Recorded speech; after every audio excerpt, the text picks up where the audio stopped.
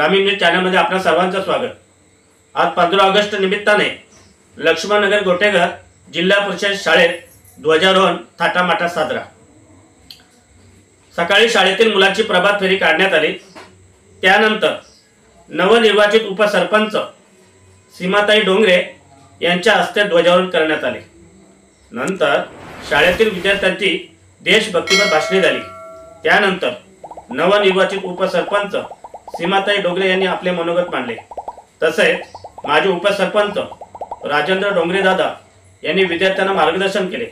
नंतर आगरी सेनेचे तालुका उपाध्यक्ष अशोक दादा डोंगरे व आदिम कातकरी संघटनेच्या ठाणे जिल्हा महिला अध्यक्षा ज्योतिताई वाघ यांनी शाळेतील मुलांना शैक्षणिक साहित्याचे वाटप केले।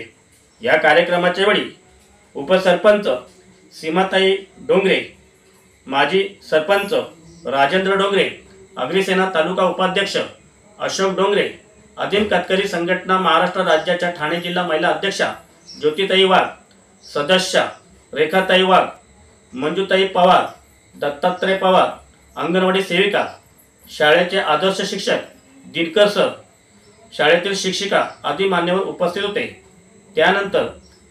त्यानंतर दिनकर सरांनी शैक्षणिक साहित्याचे वाटप करणारे अशोकदादा डोंगरे व ज्योतिताई वाघ यांचे कौतुक केले व विद्यार्थ्यांना खाऊ वाटप करून कार्यक्रमाची सांगता करण्यात आली। जय हिंद।